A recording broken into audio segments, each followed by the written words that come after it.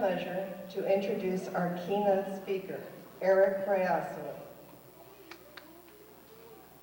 Eric serves as the Corporate Director of Admissions of our 11 Heald campuses.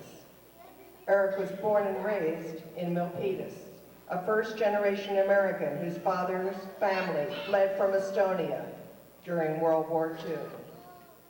He earned his bachelor's degree in international business from San Diego State with a focus on Latin American studies. He then went on to get his master's in education from San Diego State with an emphasis in multicultural counseling. After college, Eric worked for the U.S. Ambassador to Switzerland before becoming a buyer for the national company Good Source. Eric then relocated back to Northern California, where he eventually became the Vice President of Strategic Accounts for Corporate Express. In accepting his position with Heald, Eric was able to return to his roots in education and serve the multicultural community of Heald colleges. Please help me welcome Mr. Eric Rajasalu.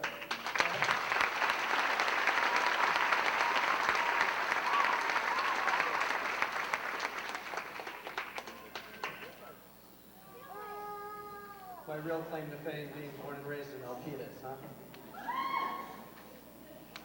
Good evening, distinguished guests, graduates, family, and friends. This ceremony is extra special to me because not only am I an employee of Heald College, but I'm also a resident of Hayward. Thus, I'm grateful for the opportunity to be here this evening, but equally grateful for the very short ride home to kick off the long holiday weekend. At my college graduation, I distinctly remember how I couldn't wait for the keynote speaker to finish so we could get to the real focus of the evening, the graduates. It is with that in mind, I will keep my speech short this evening. This year, I will celebrate 10 years out of college. Upon graduation, I wasn't sure what I wanted to be when I grew up. And to be honest, I'm still not sure. As a matter of fact, I don't know that I'll ever really know. But there are two things that I do know. First, you have to continually set goals to give your life direction. If you don't, how will you know where you're going? In high school, my goal was to graduate from high school and get into college. Like many of you here tonight, I wanted to be the first one in my family to graduate from college. By a show of hands, graduates, how many of you were the first in your family to graduate from college?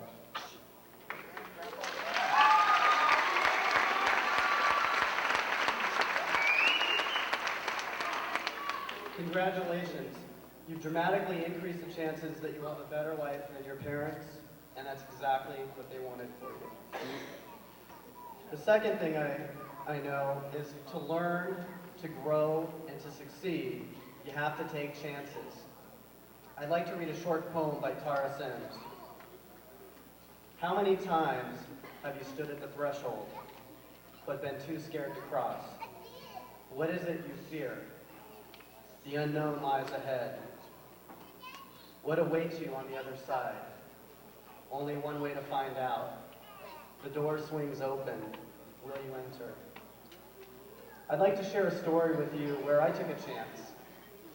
Part of my undergraduate program was to learn another language. I chose Spanish, and I spent a summer in Mexico and a summer in Costa Rica. I had taken years of Spanish in high school and college, but I'd never lived in the real world where I needed to survive. I lived with a wonderful host family in a small town called Puebla, about 2 hours from Mexico City. Our house was simple, but clean. And in front of the house, we had a small studio apartment. It had a ladder that led up one side of it, and it was a perfect place to go and get some sun. It also had an exchange student from Mexico City staying in it by the name of Mercedes. One morning I came downstairs for breakfast, and my host mom had made a wonderful meal with eggs, chorizo, coffee, the works. I looked out the window, and I thought it would be a perfect day to lay out and get a tan. So what I should have said to my host mom in my best Spanish at the time was, "Quiero tomar el sol en el techo de Mercedes." This translates to, "I want to get a suntan on Mercedes' roof. However, instead, I said, quiero tomar el sol en el pecho de Mercedes, which translates to I want to get a tan on Mercedes' chest. Oh yeah! Two very different things. From the look on her face, I realized I'd messed up somewhere, and when I realized the error, my face turned bright red. I wanted to express to her how embarrassed I was for my statement. So what I said was, estoy embarazada.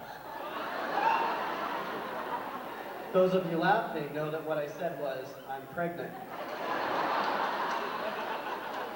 You can imagine how frightened she was by now. But there's more. I'm completely humiliated, my face is red as a beet, and I'm boiling hot. I need to get out of the room. In Spanish, the word caliente means hot, except when you say, estoy caliente, which literally translates to, I am hot, but not the kind of hot I was talking about. The point of my story is this: you all make mistakes in your life, and it's okay. If you don't take chances and make mistakes, then you aren't learning anything. Graduates, congratulations on your achievement.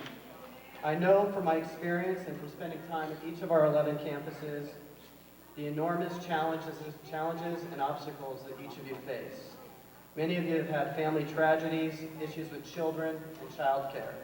For others, it was transportation, financial issues, or health problems. The fact that you are sitting on this stage tonight among your peers, family, and friends means you are taking chances. It means you are learning. You should feel an incredible amount of satisfaction and pride, what is to become the beginning of a life full of learning. On a personal note, I challenge each of you to share with others the chances you took here at Yield. Encourage those who may be struggling with obstacles that seem insurmountable. Let them know there is a place where they can receive the education, the structure, and the love that is found here at Yield College. Graduates, the door is open. Will you enter? Thank you.